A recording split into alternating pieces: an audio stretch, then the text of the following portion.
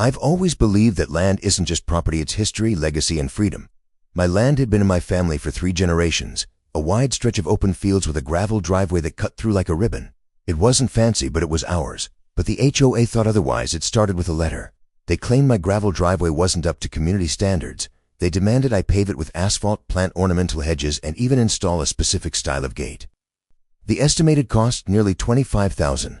When I refused, the fines began, $50 the first week, $100 the next. Within a month, they claimed I owed more than $2,000 for a driveway that had existed decades before the HOA itself was even formed. They didn't stop at fines. HOA board members started parking their cars at the end of my driveway, inspecting it. Strangers showed up with clipboards, taking pictures of my land like I was on trial. They even threatened to restrict my access to the shared road that connected to my property, but what they didn't realize was that I knew my rights. I had every legal document proving the driveway, the easement, and the land were mine long before they had a single meeting. And I had a plan. Instead of arguing, I stayed quiet. I paid attention. I started documenting every visit, every letter, every picture they took. Neighbors, tired of their bullying, even gave me copies of their own complaints against the board. And while they were busy trying to control my land, I was busy preparing a little control of my own. You see, the only way into the neighborhood was through my land, that gravel driveway they despised so much. It wasn't just mine, it was their only point of access. One Saturday morning, I hired a crew. By the afternoon, a brand new gate stood tall across the driveway, a strong steel one with a coded lock. Access was limited to those who respected the rules of my property. When the HOA president showed up demanding answers, I simply handed him a copy of the deed.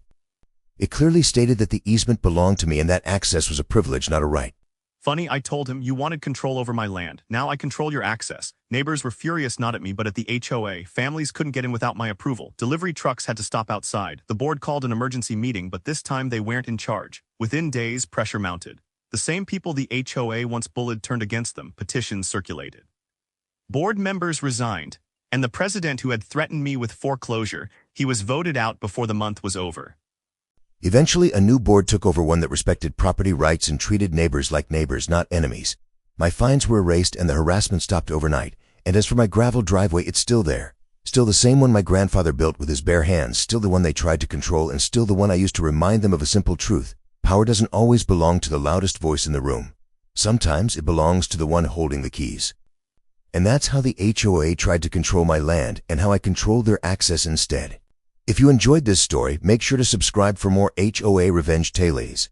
Hit the like button, share this video, and let me know in the comments, do you think I was too harsh, or did they get exactly what they deserved?